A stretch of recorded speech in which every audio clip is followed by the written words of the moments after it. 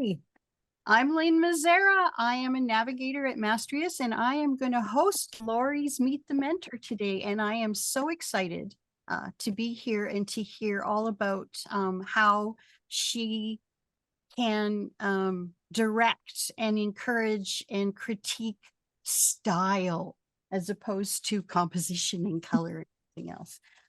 I'd like to read a little introduction about Lori as we get started. And I will do that right now. Lori Meeboer is a Canadian artist living in Corbyville, Ontario, just north of Prince Edward County. Lori studied at Trent University and has been painting most of her life. She is a third-generation artist with her father and grandmother both painting in oils. Lori spent much of her summers in the Canadian Shield, and her works reflect her passion for the Canadian outdoors. She paints in a mosaic style that is bold and whimsical and full of color and passion. Lori has been painting professionally in acrylic since 2009 and has been teaching art since 2011. She has over 10,000 followers on social media and is in 6 galleries across Canada. She is passionate about helping aspiring artists find their voice and unique style and navigate their way through the often elusive path from becoming a hobby painter to a professional artist. If you're looking for a mentor to support your journey to finding your distinct style with guidance and critique, and to help you with the business side of art, like pricing, social media, shipping, selling online, gallery applications, then Lori is the mentor for you. Welcome, Lori. I am so excited to be hosting you today, and I can't wait to dig into everything about critiques. I'm going to spotlight you so that you can talk to all of us. I am so happy to be here, and I am so excited to be joining the Mastrius family as a mentor for aspiring artists. And something that my bio did not say is, I guess you would also call me a Mastrius graduate, because I actually had a mentor. I knew about Mastrius when I had a mentor, it was a few years ago now, it was before COVID, because there were some areas I had found my style. I didn't really want critique necessarily fully in my painting technique, but I was really stuck and stumped as to how to break into the social media world, as to how to organize a website, as to how to apply to galleries. Did I want to apply to galleries and things such as that? The business side of art can get really tough. And so I have met, since that time, I've met a lot of people who are really talented and are struggling with figuring out how to get onto that professional side of things. So I am just really excited to be here. Some of my favorite fellow artists are on the call tonight. So I'm just really excited to be here and have a conversation with you. Thank you. Oh, that's great. Did you want to tell us a little bit about your journey as a professional artist? Sure, absolutely. So, like Lynn said, I am a third generation painter. So my grandmother started painting. My grandfather was a log driver in Ontario, and for any of the Canadians who are watching the call, you know what a log driver is. They drive the logs downstream in the spring. There's a great CBC video Love short that. about log drivers. But my grandfather was a log driver, and my grandmother spent a lot of time home alone in the winter and spring into the summer, and raising 6 boys. And eventually my grandfather bought her a paint set and she taught herself how to paint. And so my grandmother painted as a hobby and for family members and for friends, but she also painted murals in little country churches in Ontario, for churches that maybe couldn't afford to buy stained glass. So you couldn't afford stained glass, but you could afford maybe to have a local amateur artist paint a mural. So some of those murals are still standing. So she did that. And then my dad was an amateur painter. So my dad was a professional in the transportation industry, but in his spare time, he definitely had the soul of an artist. And so he painted in oils. He painted a little more in realism. And my love of nature definitely comes from my parents raising my sister and I camping and cottaging and in the Canadian Shield. And My dad would always say being in the woods was like his church because he just loved being close to nature. He loved color. And he would point things out to us growing up. So I always had an eye for looking at things, especially in nature, and seeing things and thinking that would make a great photograph or that would make a great painting. So I studied art at Trent University, loved it. But, and I hope it doesn't happen now still, but a lot of times back then, you were discouraged from pursuing it as a professional career unless you were teaching it because there's no money in art. You know, how often do we hear the term starving artist? And I'm just here to dispel that myth now because I know a lot of artists who make a very good living full time as artists. So I kind of set it by the wayside as a hobby, had a family, pursued a career. I'm a professional in HR, pursued a career, and it kind of sat by the wayside. And Lynn was just saying I've been painting professionally since 2009. About 2007, I got more serious about my practice and, spent more time painting and spent more time exploring with art, which is a huge thing when you're at that hobby stage, is to really explore. I took courses with local artists. Much before there were a lot of online courses, I took courses with local artists. I did weekend workshops. I did things like that. And as my children got older and more self-sufficient, I was able to find more time to pursue that. So in 2009, I really started to paint professionally. And I would tell you from 2009 to 2015, probably 2015, 2016, it really was a lot about finding my style and finding something that stood out as mine and mine alone. And it takes a while and it takes a lot of hours and it takes a lot of dedication and exploring the other art that you like and watching other artists and their techniques and learning from them. So I put in a lot of hours during that time frame. But in the meantime, I was selling.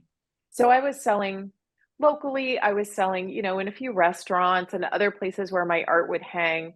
Of course, friends and family. Don't we all start by selling to friends and family and then acquaintances? And then it kind of spread out a bit from there. And by 2015, I'd had people, and I was selling mostly on Facebook. I'd had people from overseas, friend of a friend somebody who'd shared something. And so I sold a couple of pieces in England. I sold a couple of pieces in the States. And then I started to get very serious about, wait a minute, this could be another career. I'd been teaching part-time, teaching art part-time at a community college, teaching art to kids in my studio in my home, then starting to teach adults who had kind of let go of art as something, they loved and decided to pick it back up as a hobby again, and teaching art to those people. And that got very, very busy. So I was doing more teaching than I was painting.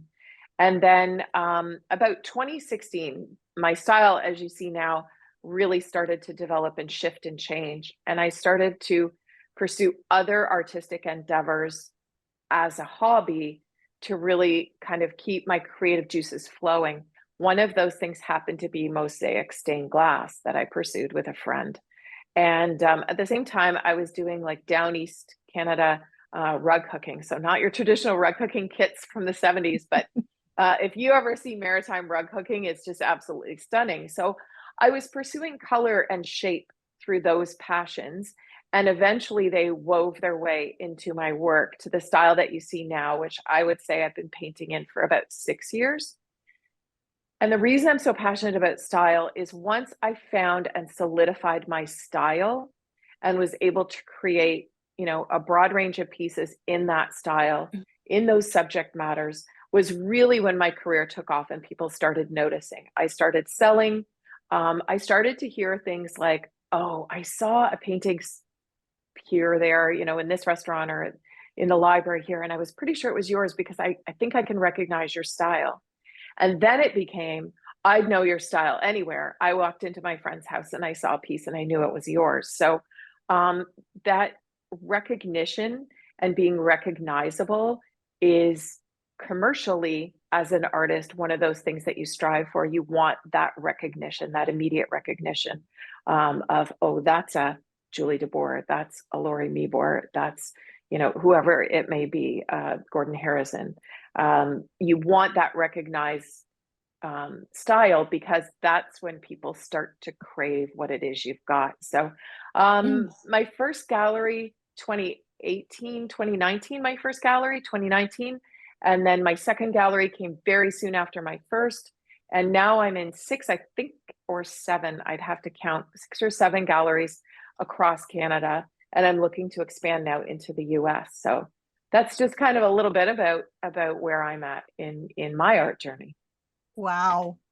7 galleries. That is an accomplishment. And that all happened since 2016. That's true. Wow.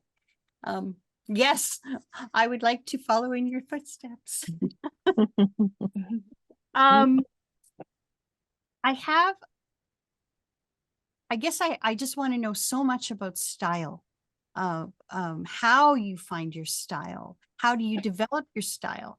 We all start in our careers and in our art journeys copying photographs, copying other people's work. How do you get into or know when this is me? This is the direction I want to go. I think there are a few factors in that, and I cannot emphasize enough what you just said. Copying photographs, creating paintings, copying the styles of others. I mean, we'll be very clear, you're not selling those pieces when you're copying someone else's style, but in copying the styles of others, you're going to pick up on techniques. In taking classes with different artists, you're going to pick up on techniques. And so developing your technique is a big piece of developing your style. But how do you know when you've gotten there, when it is your style? Find some artists that you trust to critique your work, to talk to you about that.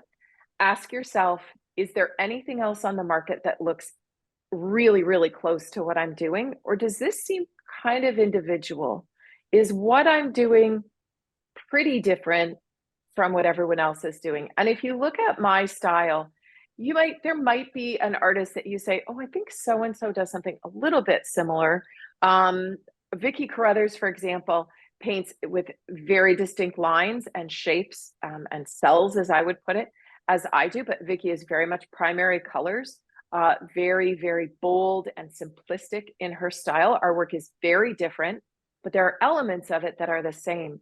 So when you get to that point where you think, I think I have something here that's very individual to me, that's one factor. Really, really exploring your tools. So exploring the kinds of paint that you like. And that's not just like acrylic versus oil versus watercolor. That's, do I like texture? Do I like to add in some shimmer to my painting? Do I like a soft brush stroke? Do I like a hard stroke? Do I like hard lines? Do I like blurred lines? Do I like to paint with a tonal background? What color of tonal background? Do I paint in negative space painting? Do I paint traditionally, or I'm painting my background first and building from there? All of those questions are things that only you can answer for yourself. But then when it comes to finding your individual style, it's noticing when other people are noticing your work and when things start to sell. So, and part of that with your style is being able to market yourself and get yourself out there. And we'll talk about that very much in my mentoring, is how to get yourself out there. But developing that style where people say, I really love that. I would love to hang that on my wall. If you're painting for your own reasons, to make political statements, to express yourself, you don't need to worry if someone wants to hang it on their wall or not. Your painting practice is about you. But if you want commercial success, then you need to be painting in such a style that people want it and they want to hang it.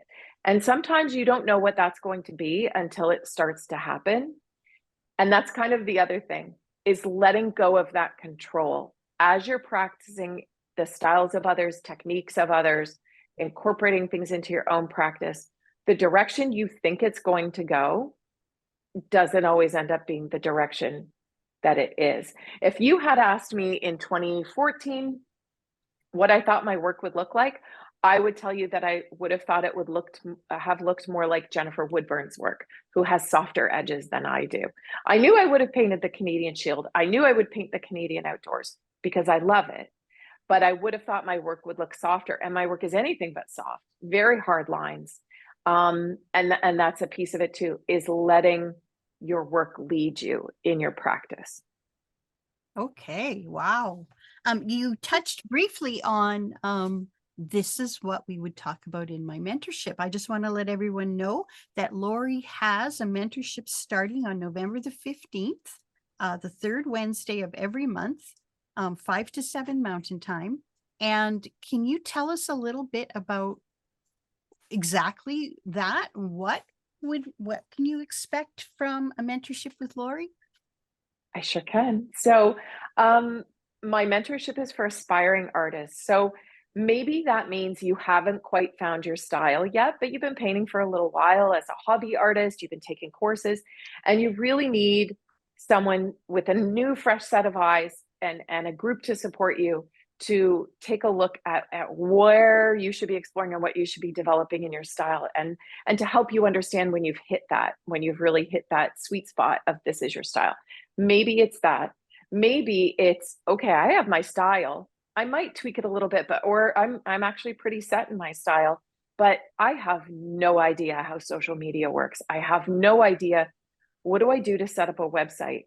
How do I buffer the cost of shipping? How do I price my pieces? That's such a common question with artists as they're moving from hobby to professional.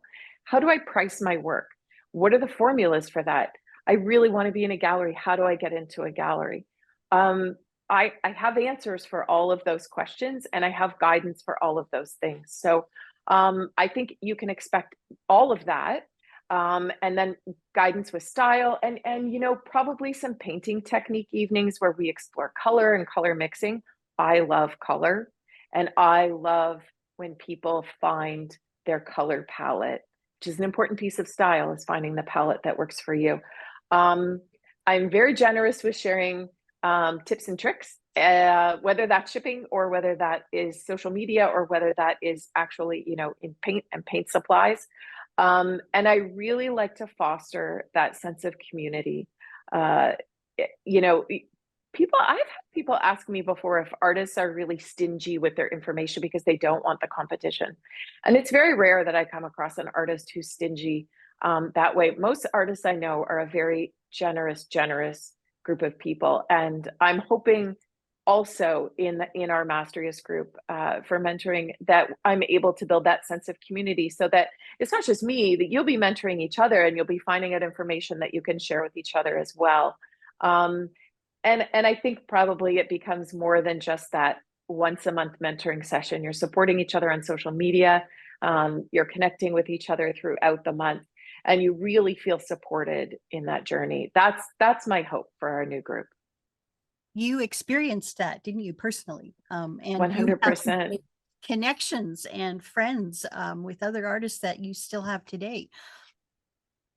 I So do, and they will be lifelong connections. And I can tell you, there's a couple of them on the call tonight, and I can tell you those relationships become lifelong, and you cheer each other on, and you're so excited when you see their successes and their commercial success. And having that support, building that support, my mentor was pivotal in me getting into my first gallery, in telling me how to apply. And my first gallery actually came to me, but I was ready for it. I had done all of the steps to be ready, that when that phone call happened and they reached out to me, I was able to give them the answers to the questions that they had, and I was ready for it.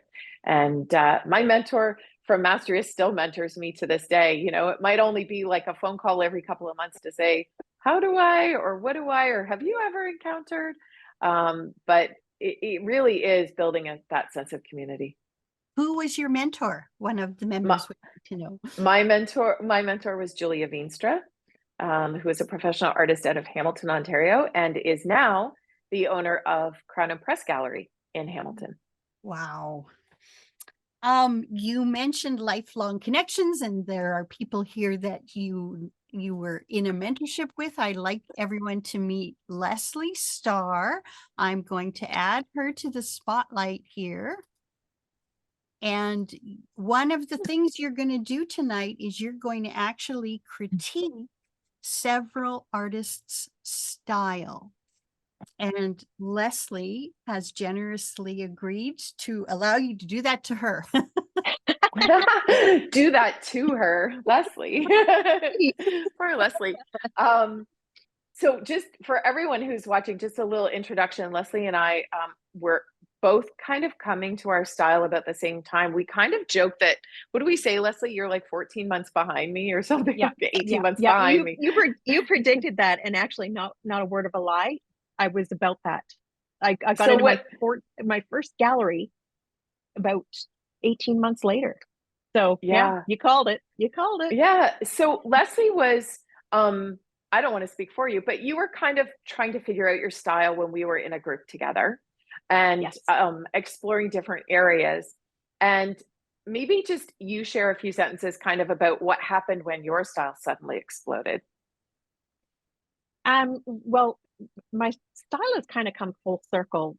In my younger days, I used to draw pen and ink and pencil and kind of more on a realistic scale. And then I started painting on glass, which kind of did the mosaic thing that Lori was talking about. And I was doing outlines and filling with color. Um, but I got into an accident. So then I had to go back to canvases and I started painting kind of, you'd think my style actually would have gone more Lori's direction, but I transitioned back to the realism. And that's where I am today. And I probably, oh, maybe a year and a half ago, I knew it. I just knew it. The feel, the color, um, and it's solidified now, even within the last 6 months. I have that solid color palette. I I use the same colors all the time. I don't vary from them. Yeah, it's a now I'm in my comfort zone. So anything when I step up to a canvas, I'm confident putting down that first brush stroke. I know where I'm going to go with it. So yeah. So if you don't know Leslie's work, and I actually have a Leslie Star landscape in my house. I'm very fortunate to have a beautiful Leslie Star You have one landscape of in the my house. first ones, right? And it's I changed since then, do. hasn't it? It's changed. It has changed, but I love the piece that I have. And yes, your style has changed since then. And don't think I won't have a piece in your most recent style because you know I will. But I love that the piece I have is part of your journey, and I feel like it really Mhm. represents a specific point in time for you. But I really remember Leslie. So, for those of you who don't know, Leslie paints a lot of animals in realism. And in our group, I remember Leslie painting, I don't remember what the animal was. I don't know if it was a cow or a chicken or I I don't know what the first one was that I saw of yours, but Leslie painted an animal and everyone in our group went, "What? Leslie, that's incredible. It's beautiful." And she was like, "No." I could see it on her face. She was like, "What? Really?" And I said to Leslie for a while, I was not Leslie's mentor, just a friend, but I said to Leslie for a while, "You've really got something here with these animals. They're incredible. You really need to take a look at this." And, it was, "Do you think so? Are you sure?" And then, sure enough, the sales kept happening, and you could not keep in specific the bears, especially. Leslie does these incredible bears, but she couldn't keep in stock, right? Like you were busy, Mhm. busy, and it Yeah. just kept getting busier. And then the galleries came calling. Yes, they And did. so sometimes you might be a bit resistant to actually the path you're going to take, but it kind of does. As I said earlier, it takes on a life of its own. You get to a point where you're like, okay, like this is very clearly, I'm getting a response from the public here. And now I think anyone who has seen a Leslie Starr piece would know it's a Leslie Starr piece. I don't know anyone who paints animals the way you do. So I want you to show everyone one Thank of you. your pieces. So And I go ahead. Sorry. I'm just going to put my glasses on. That's all. Okay, yeah, I should probably put mine on too. So I have three pieces that I had, and you can only, if you only want to see one, that's fine. But I have the three that I am submitting to Paula White Diamond for the Square Foot show. Oh, okay, I great. haven't posted any of those yet. So my first one is the White Wolf. like an Oh, Arctic Beautiful. wolf. Absolutely gorgeous. Yeah, I'm hoping you can see kind of like the depth of color. And I haven't finished this as putting varnish on it or isolated it yet, but hopefully you can see kind of No, I can see the it. It's depth of color. absolutely beautiful. I actually want you to show all three pieces to everyone Okay, watching, and then we're going to have a talk about sure, critique of your style. That's absolutely. beautiful. Do they So have the theme names of, yet? yes, the theme of this is Athena.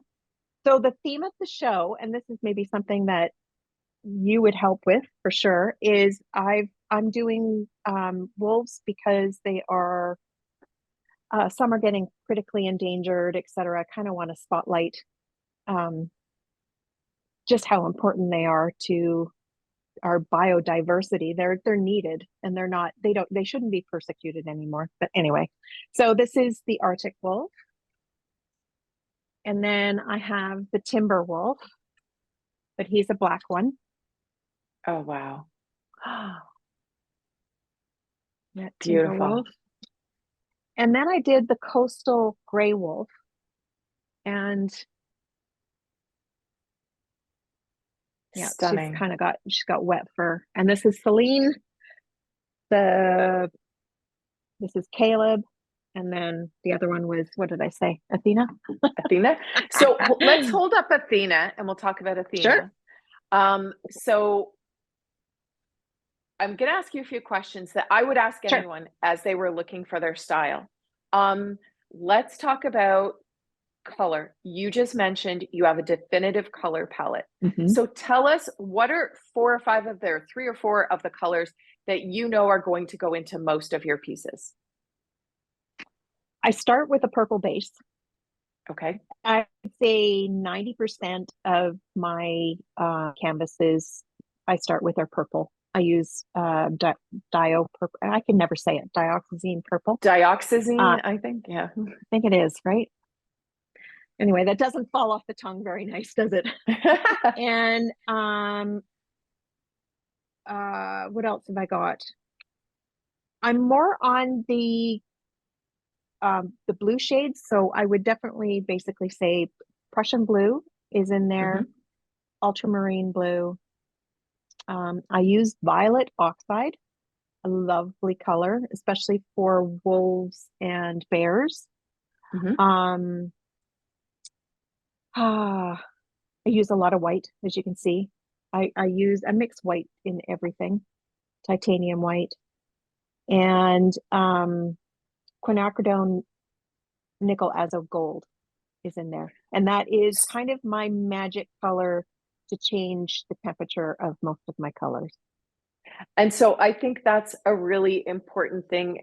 So everything that Leslie just said, I could ask her, you know, what are the colors that matter to you? What are the colors that are important to you? What's in your toolkit? And she just rhymed off like 4 or 5 colors, like this, I use this, I use this. And that comes with like many paintings and much practice. So Leslie knows she likes that blue hue in the fur. She's not painting a blue wolf, but she knows that she likes that blue hue in the fur. I encourage you to look at Leslie's bears when you see her black bears, the gorgeous blue in it. So there's one piece of style, is knowing, what does my palette look like? Because that's something recognizable to your audience. Secondly, now let's talk about your painting technique. And I'm cheating because I know this, but why don't you tell the audience what you paint last and why that has evolved, what you paint last on each piece? So I block in my my shapes first. It's very it's generalized, giving the light and the dark and kind of what direction I want to go. But I guess I'll just jump to it. I always leave the eyes to last, because the eyes are what bring the painting to life. I will block them in at some point, but I'm actually looking at ones that I've got that I'm working on right now, and their eyes are the purple of my base color. And I kind of leave that right to the very end, and then I concentrate on the eyes. And then I know I'm done, because I guess a lot of people never really learn when they are done with a painting. And I have actually forced myself to that issue. Once I do the eyes, It's I'm done. done. I walk away. And, that's not always the hard, fast rule. There are some that I do correct and I go back in and I go, oh, that's a little wonky. And I'll go in, it's a couple brush strokes, but I'm not revamping the whole painting. Right. I'm right there. I'm 99.9% done, if that makes sense. And one thing Well, I'll tell you, when you look at just one second about the eyes, when you look at Leslie's paintings, you can have 3 or 4 of her bears right in a row, and there are different moods to each of those paintings. And when I Mhm. asked her why she painted the eyes last, we were in person speaking, and when I asked her why she painted the eyes last, she said, "Well, I don't know how the bear or the animal is feeling or what mood the painting is until I'm finished the rest, and then Yeah. I know, is it contemplated? Is it mischievous? Is it sad? Is it happy?" One more thing I wanted to say about Leslie's piece, 2 more things I want to say about Leslie's piece is Leslie's style very significantly. 90% of the time, Leslie paints in a macro style. And what that means is Leslie's painting a very close up shot of an animal. Now, she might do like a whole bird and it's a little bit further away, but by and large, Leslie paints in a macro style. The eyes are the focal point. She knows they're going to be the focal point. I don't know anyone who paints eyes the way Leslie does. So that macro style, those eyes, the way she brushes in her fur is definitive. And one more thing I wanted to comment on Leslie's with respect to style, and she spoke to it without me asking her the question, is she told you why she's painting wolves. And Leslie, from everything I've seen of Leslie and her work, Leslie has the heart of a conservationist.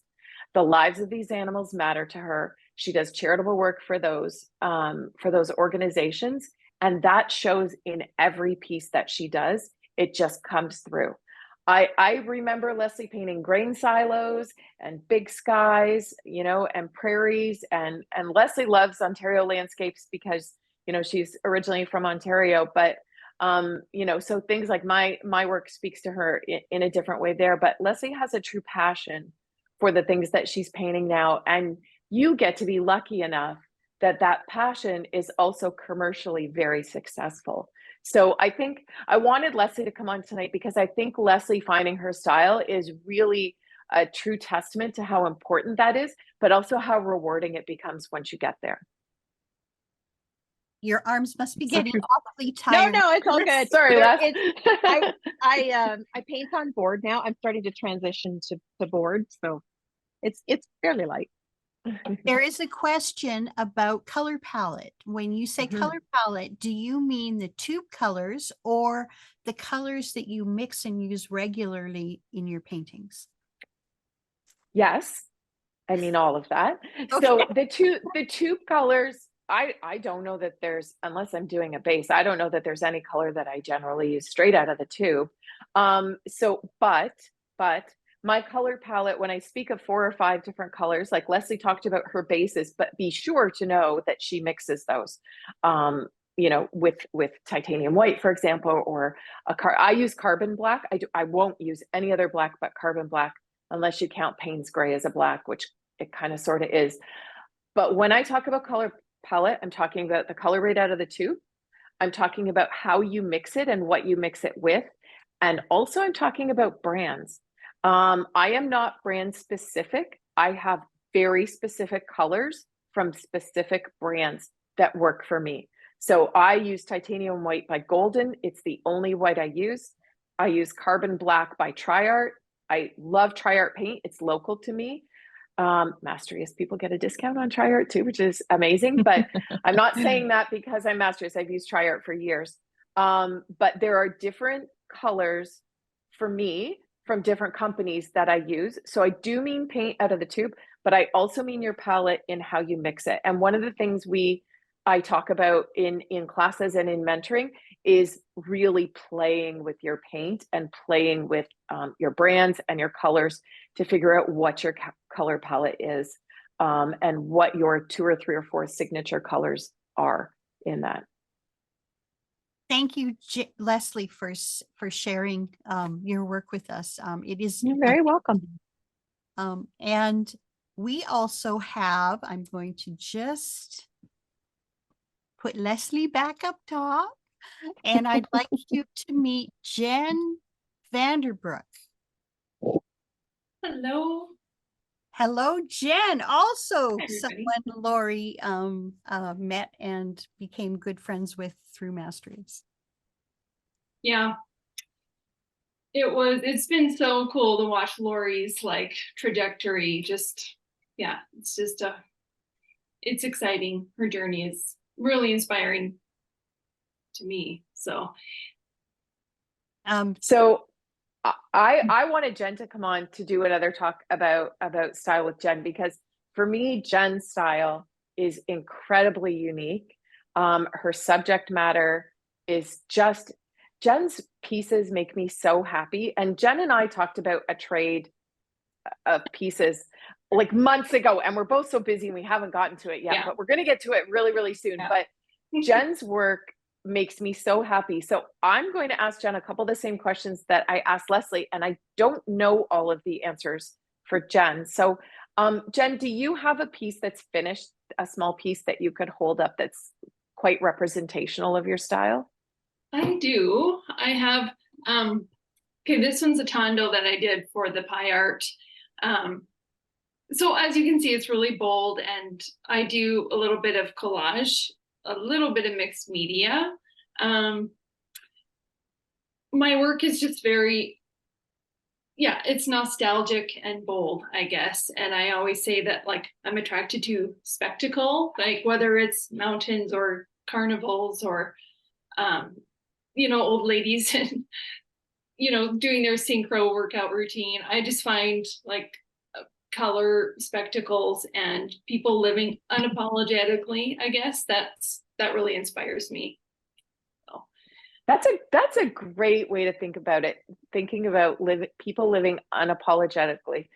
Jen's work for me just inspires absolute joy and for sure nostalgia.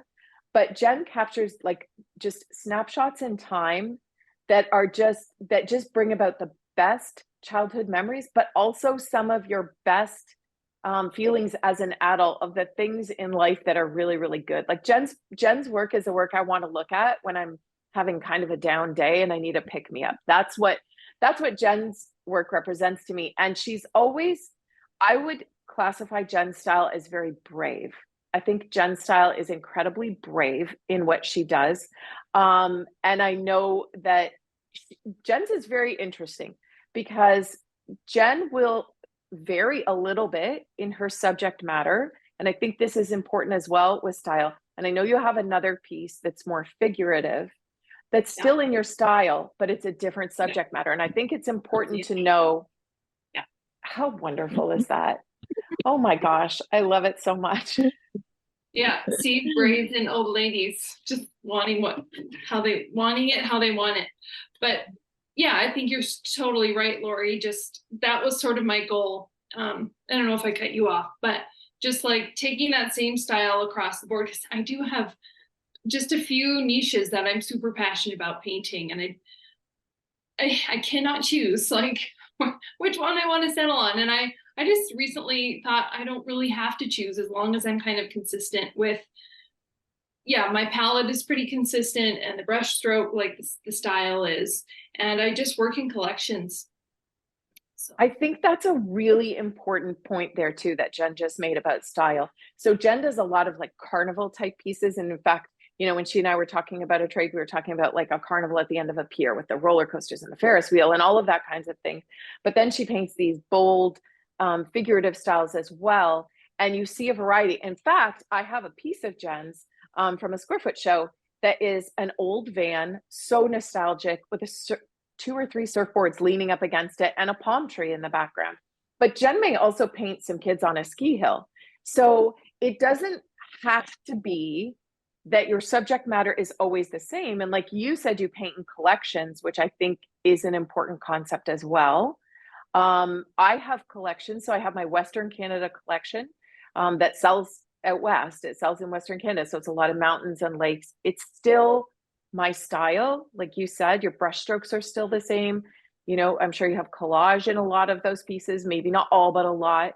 And I do a lot of like, I don't know why I'm popular in Arizona, but I am, but I do like Southwest US style too. And then I do like Ontario, Quebec style, and then a little bit of maritime. And you're right in that different subject matters might appeal to different groups of people, but you're being consistent with your style and your brush stroke. How long do you think it took you to come to the style that you paint in now? Well, I wasn't at it when we started together. Like, I think that was at the beginning of COVID, and I was really just on the cusp of, like, I had just painted in more tight style because my BFA, it was concentration in drawing. I was always drawing women and drawing it's drawing, so it's a lot more, I don't know, it doesn't translate always to painting. Like, it took me a long time to build my painting brush stroke, probably a good 3 or 4 years. And I think, like what you were saying, Lori, earlier, you said something about like fundamentals, like you really just, that adage about you just have to learn the box before going outside the box. Like, I just find everything that we've learned, just repeating and practicing, the time it takes, it just builds, your style does just come out of you. Like, your brain wants it to happen, your heart wants it to happen. And I think the more you give it voice, the more you practice it, it's going to come. But for me, it couldn't come any other way than just time and just painting a lot of things. So I would say even just in the last 2 years, like really distinctly, now I feel like I can navigate between, like you said, the mountains. I would paint the mountains the same as I paint like a Ferris wheel. And I feel like Mastrius really gave me the permission, or what my mentorship really just gave me that scope to be brave, I think, and to just go for it. And not, there's no rules. You have to learn the rules of, say, composition and drawing, and, and then just how you lay down paint.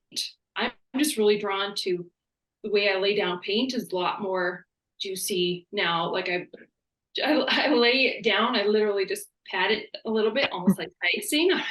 And I use some mediums. I use molding, like a light molding paste from Liquitex, and I just to beef it up a little bit.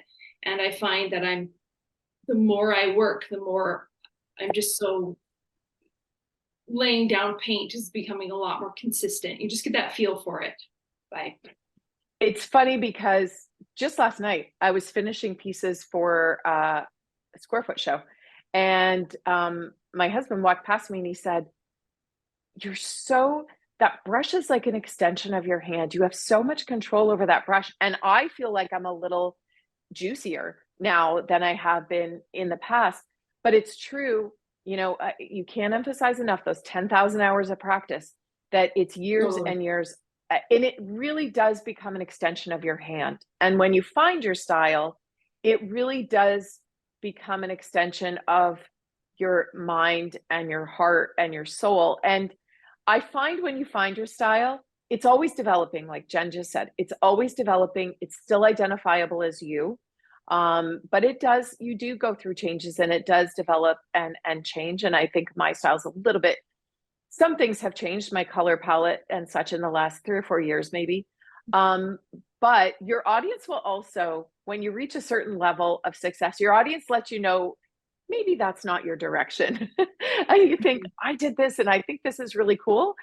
I've got one piece in mind of mine that I can't figure out why it hasn't sold, but it just wasn't, it did not speak to my audience. And your audience also lets you know that. So when you are speaking about style and commercial success, of course, for the most part, you go where your heart takes you. But sometimes you have to kind of take a bit of a right turn and come back a little bit to center, because maybe that doesn't have appeal. Now, Jen has a piece behind her that I know she's working on. And Lori, yes. Just before we get to that, there's a question. Do galleries get upset when your style morphs into something else? I would say that a gallery takes you in based on the style you're painting in. When they take you in, galleries love to see your style evolve. I have very supportive galleries who love to see my style evolve. If it morphs into something completely different, just know that gallery may not carry that completely different. And that's okay. You can have 2 different galleries or 3 different, maybe you're painting in abstracts and maybe you're painting in realism, but keep those collections separate. So yes, a gallery is not going to want to see your style completely change. Evolve, yes, but like a 180 in another direction, probably no. That might mean you're just meant to be in a different gallery if it changes. Thank you. Now about this beautiful painting behind Jen. Yeah, I don't know if you can see it. So this is what, so I was also talking about, like I've been doing a lot of smalls, like I paint for a lot of, yeah, like we're all into the square foot shows, and those are so great. Like I think those have contributed, like deadlines, the pressure to finish things really does get you painting. But so I'm really in the last 2 years just really tried to go translate them to bigger canvases, and it's definitely takes an adjustment in style. So this is one that I'm just trying to like you know, like just get the abstraction down and my palette and have it work, you know, whereas it's a lot easier in a small, like, you know, with a small brush. And so you have to up the brush size, you have to yeah, and it's actually not as smooth a transition as I wanted. Like it's easier for me to paint mounted, so figurative big is kind of what I'm focusing on right now. And yeah, this one is not done, but I think I might need to pull a Leslie and just make myself finish it. But yeah, this is one of the, I paint a lot of carousel horses, so. And right before this conversation started, Jen had mentioned, you know, she wants it to be sentimental, nostalgic, but she doesn't want it to be, I don't know if you use the word whimsical, but I think your intention was like kitschy. You don't want it to be, I'm painting Mr. Potato Head, for example. You know, you want, there's a specific look you want with it. And then you also talked about blurring your backgrounds a little more and exploring that.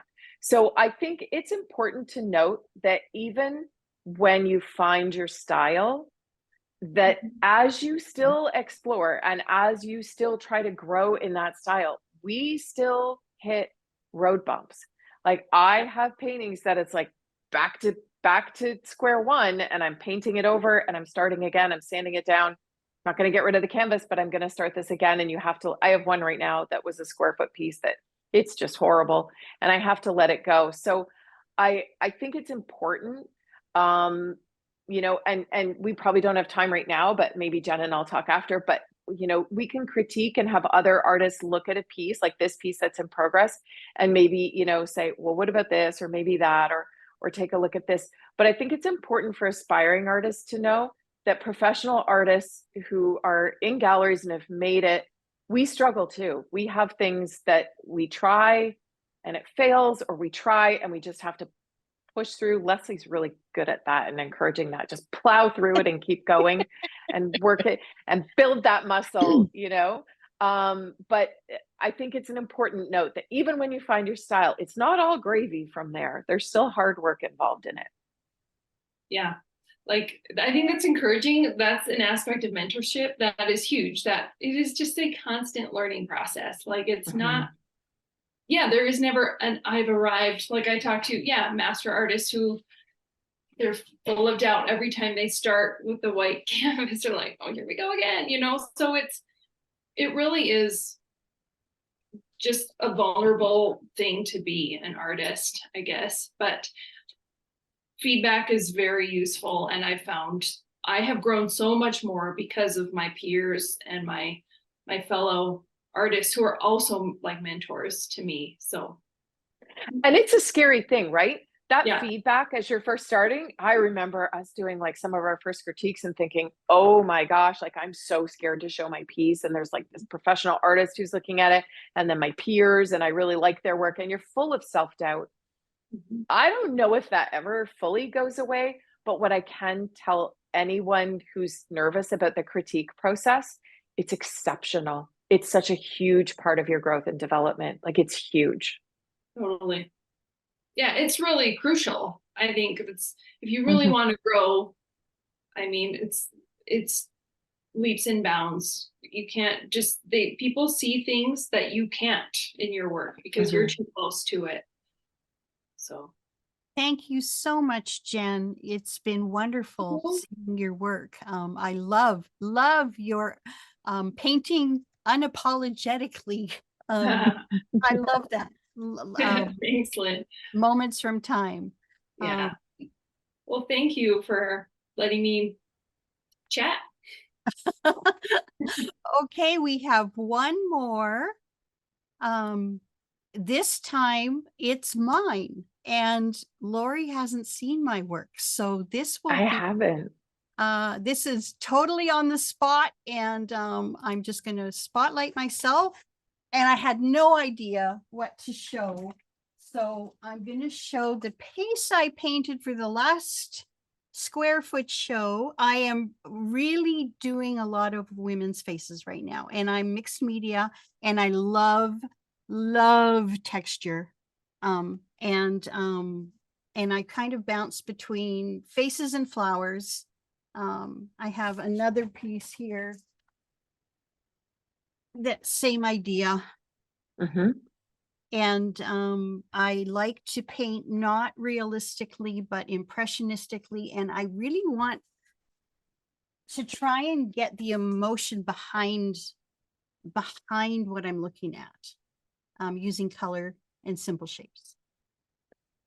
So I'm just going to give maybe a little bit more of a critique of Lynn's work than I did. I maybe more asked Jen and Leslie some questions, but I have not seen Lynn's work before. I promise you, I haven't even looked at her social media yet, which I will be after. But so the first thing I notice is if I were to ask Lynn her palette, I can already tell parts of her palette from these two pieces. I can see how Lynn plays with shadow. I can see her love of red. I can see that she has warm tones in her paintings as opposed to cooler tones. Leslie talked about blues. I see more warmth in your paintings. Two completely different subject matters, but if you put them side by side and ask me if they were painted by the same person, I would say, yeah, they most definitely could be painted by the same person. With respect to, we'll talk about your face first. With respect to, and interestingly, you're talking about painting women. I think, and for anyone listening, I think there's a real market right now for figurative paintings of women. Women are really societally kind of coming into our own right now and really taking a lot of our strength and celebrating ourselves and celebrating each other. So I think that there's a great market, like that piece of Jen's with the women. Oh, I just love that piece. This woman has like grace, she has strength. There's a regalness about her, but yet, you know, you have like a mixed media where you have like leaves kind of coming through her hair, which kind of gives a regalness, but then it kind of gives, you know, just a little bit of, chaos may not be the right word, but it just kind of tosses everything up a bit. But the thing you notice when you look at this piece, like there's this incredible detail, and I'm looking at it through a camera, but in the eyes, there's incredible detail around her face. The background is kind of moody, but you can't help it. Every time I try to go and look out at the leaves, I'm coming back to the eyes. So what I would say, she does have a Mona Lisa smile, Leslie just said. What I notice about it, very similar to Leslie's pieces, is you are expressing her emotion, not in the rest of her face. You're expressing it in her eyes. And so I get a very distinct feeling when I look at this piece. And it's very strong. Like this woman is a very strong woman. I definitely wouldn't mess with her, but there's a lot of softness there too. And I think it's really interesting because there's a lot of impressionism in your work. It's very interesting, and I love how soft the facial tones are, but not quite fully blended in the skin. I really, really like that. I would love to see more of your faces. And then can I just look at the flower piece for a second? Sure.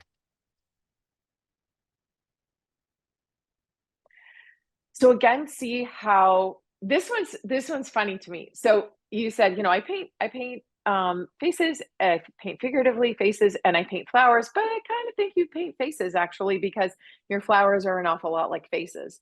So again, I'm drawn to the center of the flower, right? The eye of the flower. I'm drawn to that. And I feel like you have like 1, 2, 3, 4, 6 little personalities in that vase. And one's maybe just kind of a little, and one's a little more hopeful, looking up toward the light source, and one's kind of staring you straight on. I see personality in this. So what I would say to you, without having seen any of your other work, is you are conveying personality in your pieces. And I think that you should really focus on that as you're developing your style moving forward. I really like your softness in your brushstroke. I love your color choices in your palette. Your color choices are very sentimental to me. They feel very sentimental, which is in contrast with the feeling I get when I look into the eyes of your flowers and I look into the eyes of your female face. So there's sentimentality mixed with, don't confuse sentimentality for weakness, because there's tremendous strength here. So I really see that. And I think you could really play on that as you work with your style and develop it. Thank you so much. You're welcome so much. That was wonderful. And yes, I am going to definitely keep doing the same path. We have 3 minutes left, and there's one question I want to ask you. If you could give one piece of advice to aspiring artists listening to this, what would it be? Wow. Okay. So there's so many things, but if I could give one piece of advice, don't quit. Don't quit. Keep going, keep learning. There is no destination here. Keep learning, keep going, don't stop. If I could count how many times I've been told no as an artist compared to how many times I've been told yes, it's, I don't know, probably at the beginning 30 to 1, then 20 to 1, then 10 to 1. I still get told no. I've had galleries, not that long ago that I've applied to, and they said, no, thank you, we'll pass at this time. If you really want to do this, if you really want this as a career or a semi-professional career, you can't quit. Put in the time, keep learning, do things like Mastrius, but just don't stop. Don't stop. Don't quit. Awesome advice. Awesome advice. How many times have all of us wanted to just throw that thing in the corner and walk away? I call it timeouts. So I will say, you can quit a painting, put it in a timeout. I had one painting in a timeout for 2 years. And guess what? When I pulled it out of the timeout, I think it was Leslie who said to me, just finish it. And I just finished it, and it sold like a week later. But don't quit. You can push pause on a project, and that's okay. Frustration can make you pivot and work on something else. But those low points, I'm telling you, some of my best work comes when I'm just convinced I need to stop. Don't stop. Okay, I want to let everybody know that Lori again has a mentorship starting next week. There's only 2 spots left in her mentorship. If you are interested, I would check her out. I put a link in the chat for anybody who wants to go look at her page.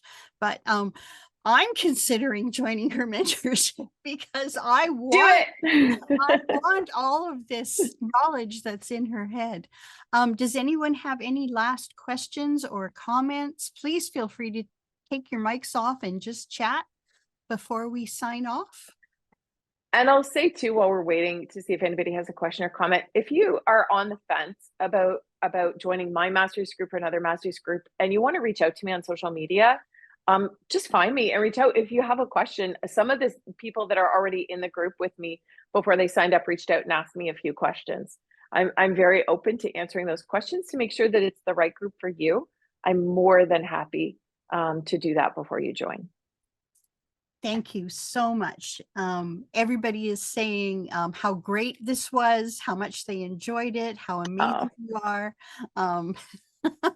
So thank you. And thank you everyone for joining us. That is our session with Lori and her Meet the Mentor. Hopefully we'll be seeing you again in the future. Thank you. Thank you so much, you guys. See you later. Okay. Bye-bye. Bye. Thanks, Jen and Leslie.